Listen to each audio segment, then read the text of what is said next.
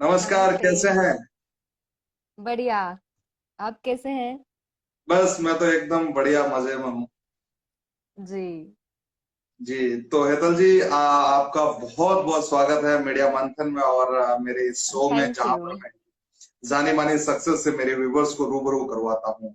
तो पहले तो आपका एक छोटा सा परिचय, जिसके बारे में व्यूवर्स जानना चाहेंगे, थोड़ा वो बता दीजिए। जैसा कि सब जानते हैं, मेरा नाम हेतल है और मैं जी। गुजरात की रहने वाली हूँ। और मैं 21 साल की हूँ अभी। और मैंने top model of the world में इंडिया को रिप्रेजेंट किया था अभी 2020 इस जनवरी में। और मैं जी। टिस्का मिस इंडिया विनर रह चुकी हूँ और मिस गुजरात 2019 भी विनर रह चुकी हूँ। हेतल जी, इतनी कम उम्र में जहां बच्चे स्कूल कॉलेज के दरवाजे तक ही जा पहुंचते हैं, और वहां आप जो है टिस्का की विनर, मिस गुजरात, इतने सारे achievement, how do you possible? ये मेरी फैमिली की वजह से पॉसिबल हुआ है, क्योंकि जी। कई फैमिलीज ऐसी हैं जो सपोर्ट नहीं करती हैं, स्पेशली इस फील्ड में, मॉडलिंग फील्ड में। और कई सारे ऐसे फैमिली मेंबर्स भी है दूसरे जो कहते थे कि अरे, आप अपनी बच्ची को यहाँ पे भेज रहे हो, ये अच्छा नहीं है। जी। फिर भी मेरे पेरेंट्स ने मुझे सपोर्ट किया और आज मैं यहाँ तक पहुंची हूँ। लेकिन अगर हम बात करें आपके करियर की, तो आपके अंदर जो मॉडलिंग है वो, कहते हैं ना कि हम्म। हर, हमारे इधर राजस्थान की ओर स्वाभाविक है कि आप ही राजस्थान से ताल्लुकात रखते हैं, इसलिए कि जी। मतलब जो पूत होते हैं या पुत्र होता पुत्री, उनके पालने में ही दिख जाते हैं कि आगे जाकर के क्या करेंगे। तो मतलब आपके मन में, यानी आपके मन में ये मॉडलिंग का कब आया था? जब आप स्टूडेंट लाइफ में, कॉलेज लाइफ में थे, या स्कूल लाइफ में थे, या किसी ने, फैमिली ने कहा कि नहीं आप दिखने में स्मार्ट हो और मॉडलिंग में आ जाइए? जी। मैं स्कूल में थी। मैं 7th स्टैंडर्ड में थी। तब से मुझे मॉडलिंग का शौक चढ़ गया था, जब से मैंने सुष्मिता सेन जी को मिस यूनिवर्स बनते देखा था। और मैंने उनके काफी वीडियोस भी देखे थे, तो तब से मुझे ऐसा शौक चढ़ गया कि नहीं, मुझे भी मॉडलिंग करना है। क्योंकि जब भी वो रैंप पर आती है तो सबको मोहित कर देती है। तो बस मैं उनसे इंस्पायर हो गई और मैंने भी मॉडलिंग स्टार्ट कर दिया। और आज मैं अपनी बचपन की थोड़ी सी यादें भी आपके साथ शेयर करना चाहूंगी। जी, जरूर। जब मैं छोटी थी यस, जब मैं छोटी थी तो मैं अपनी जब दोपहर को सब सो जाते थे तो मैं अपनी मम्मा की साड़ी इस कबर्ड में से ले लेके उसे पहन के रैंप वॉक करती थी। फिर एक बार मम्मा ने देख लिया तो कहा जी। कि आप क्या कर रहे हो? तो मैंने बोला मम्मा रैंप वॉक कर रही हूँ। तो बोले अच्छा। बोले आपको इसी फील्ड में जाना है? तो मैंने बोला हाँ। तो बोले ठीक है, हम आपको फुल सपोर्ट करेंगे। जी, बिल्कुल, हमारे साथ खुशी गंभीर जी भी हैं, और आपके काफी चाहने वाले मेरे साथ इस वक्त जुड़े हैं, उनके जी। भी बार बार मैसेज आ रहे हैं। उनके मैसेज और कमेंट को भी हम जरूर लेंगे, लेकिन थोड़ी इस बात, जो हमारा सिलसिला है, इसको आगे बढ़ाते हैं और बात करते हैं कि आपने गुजरात की अगर हम बात करें, तो गुजरात में सिर्फ गुजराती है, और उसके बाद आपको यानी कि 3 लैंग्वेज का बड़ी कमांड रखने की जरूरत होगी, हिंदी, इंग्लिश एंड गुजराती। तो जी। ये जब आप, क्योंकि आप बेसिकली राजस्थान से निकल कर आते हैं, फिर गुजरात में रहना, और फिर आपने जो हम्म। आ, इतने सारे अचीवमेंट अवार्ड जीते हैं, फिर अपने साथ जिस जिस प्रकार के लोगों को देख करके, और इतनी कम उम्र में बाहर निकलना, और उसके बाद जो है बड़ी सिटियों में, क्योंकि जाहिर सी बात है कि ये सारे जो भी समारोह होते हैं, या जो भी मिस हम्म। वर्ल्ड के जो प्रोग्राम है, वो बाहर होते हैं। तो उस समय आपके मन में जी। कैसा लगा था कि नहीं, मुझे घर से दूर, परिवार से दूर, और उसके बाद भी इतनी कम एज, क्या फील जी। आया?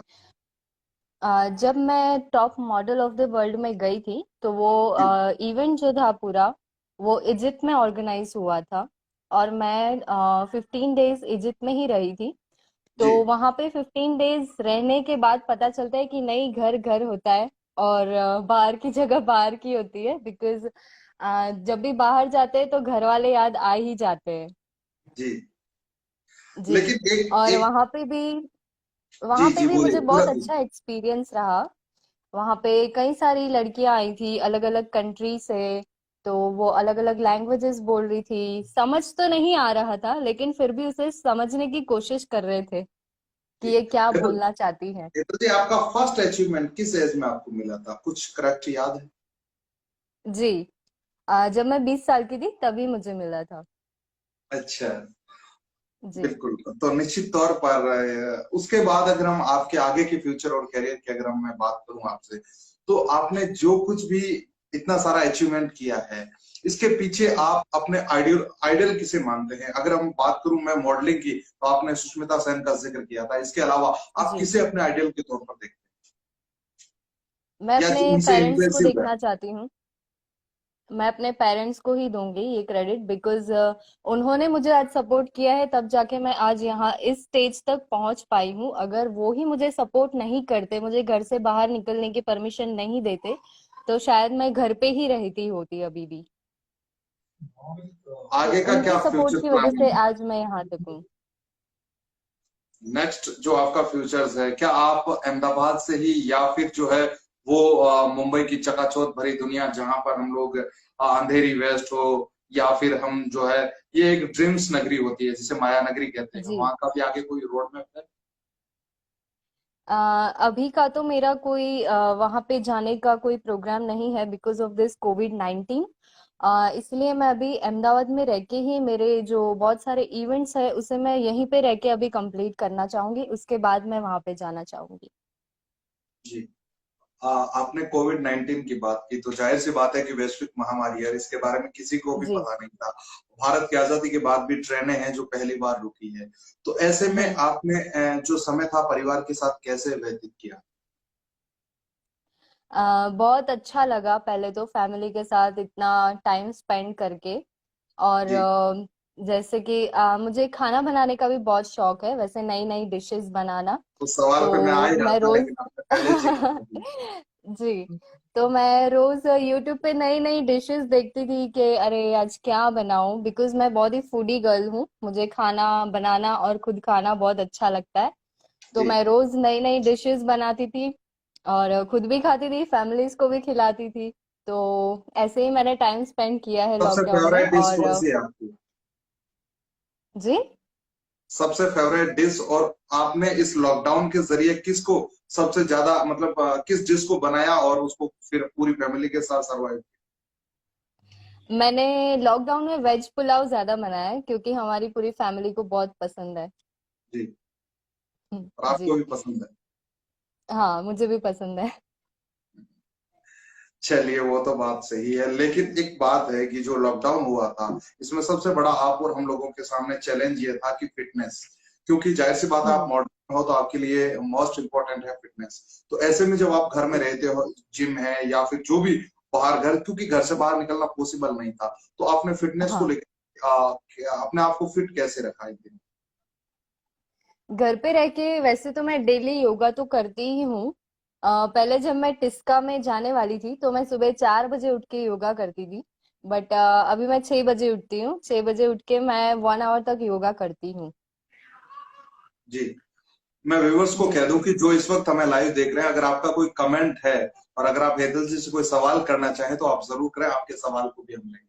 चलिए, हम कंटिन्यूटी रखते हैं। और आप उन यूथ के लिए क्या कहना चाहेंगे जो यूथ आज इस फील्ड में आना चाह रहे हैं, चाहे वो लड़के हो या लड़कियां हो? उन्हें अपने आप को कैसे मेंटेन रखना है, और दूसरी बात है कि मेंटली कैसे प्रिपेयर रखना है? सबसे बड़ी चैलेंजिंग आज के समय में यह है कि यूथ अपने जो है जिन्हें जिन्हें जो प्रसिद्धि मिल रही है उसको वो बरकरार नहीं रख पाते हैं, और इस वजह से सुसाइड जैसे कदम उठाते हैं, और हाल ही में इंडस्ट्री में ऐसे जी। चीजें सामने आई है। तो उसके उसके लिए उनके लिए क्या कहना चाहिए? पहले तो मैं यही कहना चाहूंगी कि सुसाइड कोई ऑप्शन नहीं है, और ये सुसाइड जैसा वर्ड हम जैसे लोगों ने ही बनाया है। तो जी। इस वर्ड को ही निकाल दे अपने माइंड से, क्योंकि ये कोई वर्ड, इसका कोई मीनिंग ही नहीं है मेरे लिए। क्योंकि सुसाइड कोई कुछ है ही नहीं हमारे लिए। तो आप जिस भी फील्ड में आगे बढ़ना चाहते हो, चाहे वो जी। मॉडलिंग हो या कोई कोई दूसरी फील्ड हो, तो आप उसके लिए पूरी मेहनत करें। जरूरी नहीं है कि पहली बार में ही आपको सफलता मिले, दूसरी बार में भी आपको सफलता मिल सकती है, तीसरी बार में भी मिल सकती है। तो उसे जी। कंटिन्यू रखे, उसे सुसाइड जैसा नाम मत दे। लेकिन हेतल जी, बात यहाँ पर आती है ना कि कहीं सारे, जाहिर सी बात है कि आपके सामने जो इतने सारे अचीवमेंट है, चाहे टॉप मॉडल ऑफ वर्ल्ड का है, या फिर टिस्का मिसेस का है, या गुजरात इसका है। तो ऐसे में जाहिर सी जी बात है कि इस प्रकार के जितने भी प्रोग्राम होते हैं उसमें बहुत सारी मल्टीपल गर्ल्स जो है उस इवेंट में भाग लेती है। देन उन्हें सफलता जी नहीं मिल पाती है तो वो मायूस हो जाते हैं। वो ये चाहते हैं कि हम परिवार के सामने किस मुंह से जाएंगे, और ये एक हमारे समाज की एक ऐसी परंपरा है जिसकी वजह से जो लोग होते हैं वो होटल में या जहां कहीं मिले उससे उस चीज को वो इसलिए ऐसा कदम उठा लेते जी बिल्कुल। ऐसे गर्ल्स हो या बॉयज हो, हैं। उन्हें जी तो मैं सबसे पहले यही कहना चाहूंगी कि आप पहले किसी भी फील्ड में जाते हो तो उसके लिए मेहनत लगती है। तो आप उससे पहले मेहनत करें, उसके ऊपर पूरा रिसर्च करें कि इसमें क्या है, और उस पे काम करें, उस चीज पे ध्यान दें। जी और जब भी आप किसी इवेंट में जाते हो तो जरूरी नहीं कि आपको पहली बार में ही सफलता मिले। तो आप उससे मायूस ना हो, आप जिस जगह पे गए हो वहां से कुछ सीखें कि आपको क्यों क्यों ये चीज आपको नहीं मिली, वो चीज जाने, अपनी कमियां जाने और उसे अपने अंदर लाएं। जी हेदर जी, मेरा ये सवाल आपसे ये है कि जब आप 2020 में the model of the world बने थे, उस समय उस क्षण को आपने कैसे जिया जब ये आपके नाम का अनाउंसमेंट हुआ था? और दूसरा सवाल इसी में मेरा ऐड है कि आपने सबसे पहले किसको फोन किया था, किसको इसके बारे में इन्फॉर्म किया? जी। सबसे पहले तो मैंने अपने पेरेंट्स को बताया था कि मैं ऐसे top model of the world में इंडिया को रिप्रेजेंट करने जा रही हूँ। तो पहले तो सब शॉक हो गए थे कि अरे ये क्या, अभी अभी तो आप मिस इंडिया बन के आए हो। जी तो सब शॉक हो गए थे। देन उसके बाद सबको पता चला कि मैं इंडिया को रिप्रेजेंट करने जा रही हूँ। तो सब बहुत खुश हुए और बहुत ही अच्छी विशेस दी थी उन्होंने। सारे जी फैंस ने, फैमिलीज ने, सबने बहुत ही अच्छी विशेस दी थी। इन सब चीजों के लिए सबसे चैलेंजिंग पॉइंट क्या होता है जब आप इस स्टेज पर होते हो और आपको लगता है कि नहीं, मैं the most model of the world बन जाऊं? तो इसके लिए सबसे हम्म। चैलेंजिंग क्या होती है? क्या ऐसे जो परिस्थितियां हैं उन्हें हमें फेस करना पड़ता सबसे पहले तो जब हम बाहर की कंट्रीज में जाते हैं तो उनकी लैंग्वेजेस हमें समझ नहीं आती। है? जी जैसा कि मैंने आपको बताया कि मेरा इवेंट जो था पूरा top model of the world का, वो इजिप्ट में था। तो जी उनकी जो अरबी लैंग्वेज है वो मुझे समझ नहीं आ रही थी। मुझे बिल्कुल। सिर्फ एक दो ही चीज समझ में आ रही थी। एक तो वो बोल रहे थे इस्राइल खलीफा, it means how are you, and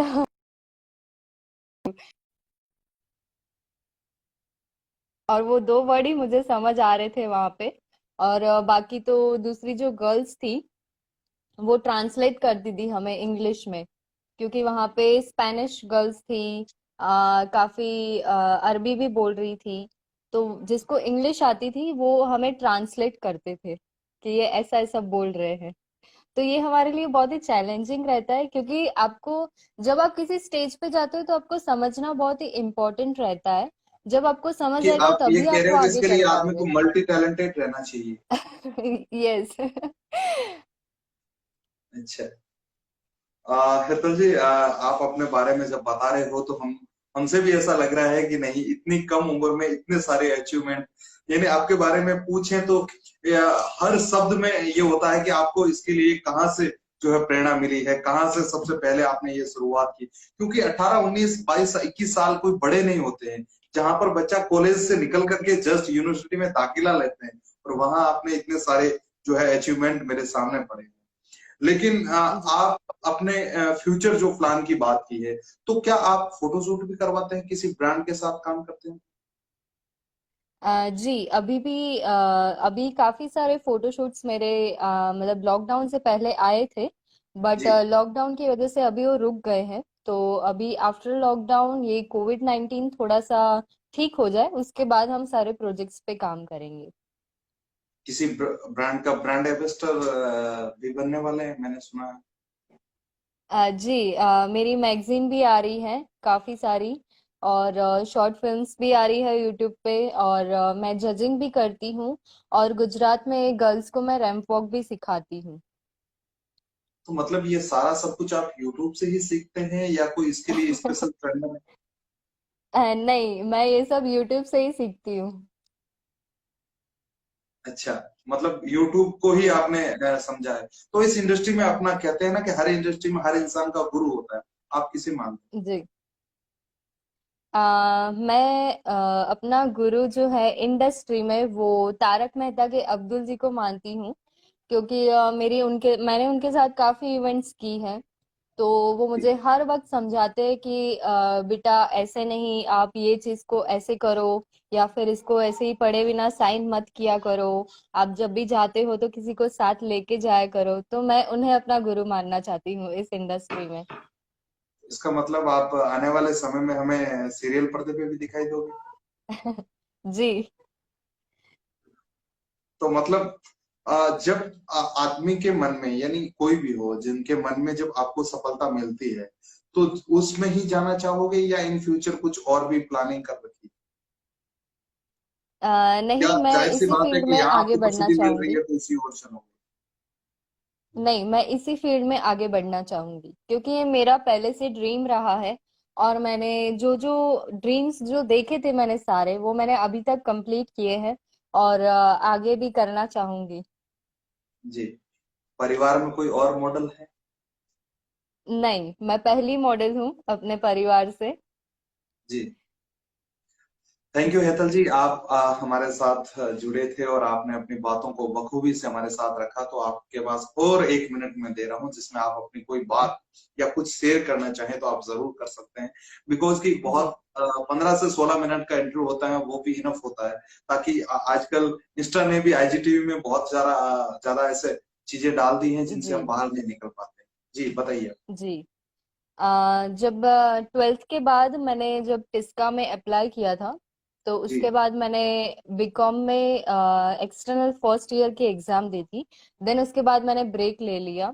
और अभी भी मेरा ब्रेक कंटिन्यू ही चल रहा है, बिकॉज मुझे उतना टाइम ही नहीं मिलता कि मैं बुक्स पढूं और एग्जाम दे सकूं। तो अभी मैंने फर्स्ट ईयर कंप्लीट कर लिया है, तो अभी सेकेंड ईयर में अभी एग्जाम दूंगी आगे। पढ़ाई पढ़ाई किस में कर रहे हैं आप? BCom, BCom. बीकॉम कर रहे हैं? जी। अच्छा। मतलब मेरे ही तरह आप भी कॉमर्स के स्टूडेंट रहे हैं। मैंने भी मास जी। कॉम बाद में किया, पहले मैं कॉमर्स से निकला था, सोचा था कि सीए हाँ। या सीएस बनूं, लेकिन लिखा पत्रकार बनना था। शुक्रिया, शुक्रिया हेतल जी, आपने कीमती समय दिया, हमारे साथ जुड़े और अपनी बात को रखा। मैं व्यूअर्स को कह दूं कि हमारा ये इंटरव्यू आप इंस्टाग्राम, मेरे और हेतल जी के इंस्टाग्राम के आईजीटीवी वीडियो में, तथा इनके साथ साथ आप हमारे सुधीर बिश्नोई के ऑफिशियली फेसबुक पेज के ऊपर और उनके देन यूट्यूब मीडिया मंथन पर भी आप लाइव देख सकते हैं। शुक्रिया, अगले हफ्ते फिर मुलाकात होगी किसी शुक्रिया। खास शख्सियत के साथ। धन्यवाद। जी, आप धन्यवाद, बहुत बहुत धन्यवाद।